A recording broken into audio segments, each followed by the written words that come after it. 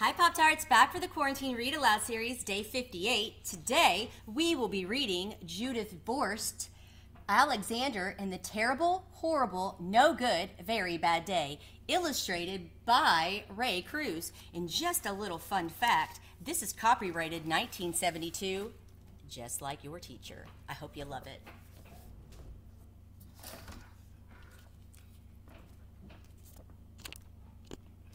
I went to bed with gum in my mouth, and now there's gum in my hair.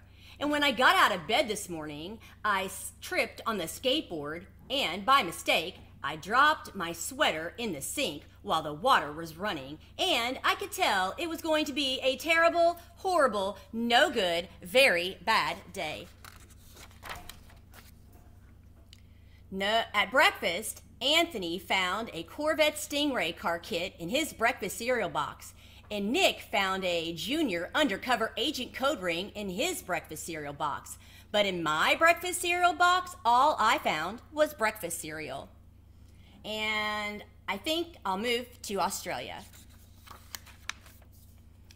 In the carpool, Mrs. Gibson let Becky have a seat by the window.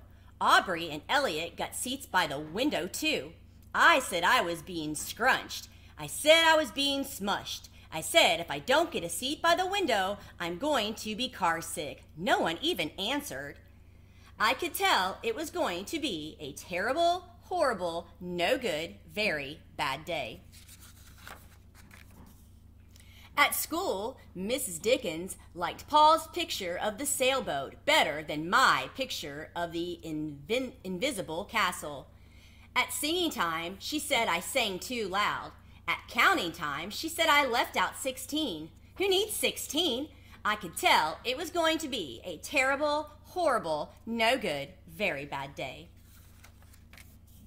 I could tell because Paul said I wasn't his best friend anymore. He said that Philip Parker was his best friend and that Albert Moya was his next best friend and that I was only his third best friend. I hope you sit on a tack, I said to Paul. I hope the next time you get a double-decker strawberry ice cream cone, the ice cream part falls off the cone part and lands in Australia. There were 2 cupcakes in Philip Parker's lunch bag, and Albert got a Hershey bar with almonds, and Paul's mother gave him a piece of jelly roll that had little coconut sprinkles on top. Guess whose mother forgot to put in dessert? It was a terrible, horrible, no good, very bad day. That's what it was, because after school, my mom took us all to the dentist, and Dr. Fields found a cavity just in me. Come back next week and I'll fix it, said Dr. Fields.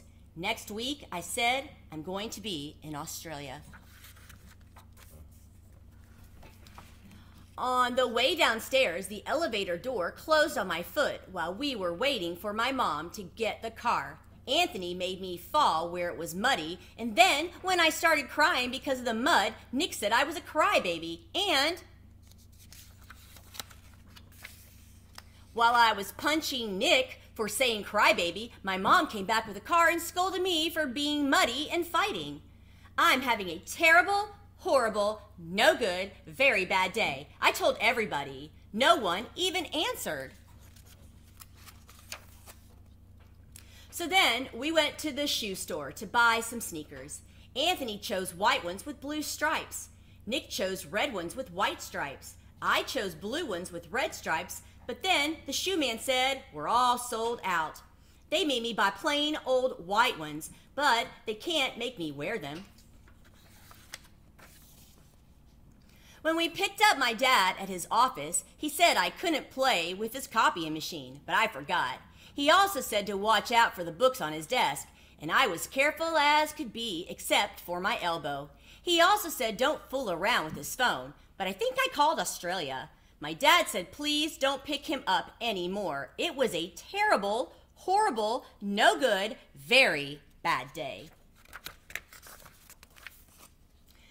There were lima beans for dinner, and I hate limas. There was kissing on TV, and I hate kissing. My bath was too hot, I got soap in my eyes, my marble went down the drain, and I had to wear my railroad train pajamas. I hate my railroad train pajamas. When I went to bed, Nick took back the pillow he said I could keep, and the Mickey Mouse nightlight burned out, and I bit my tongue. The cat wants to sleep with Anthony, not with me. It has been a terrible, horrible, no good, very bad day. My mom says some days are like that, even in Australia. Thanks so much, and we'll see you back next time. Have a great day, and I hope your day is not terrible.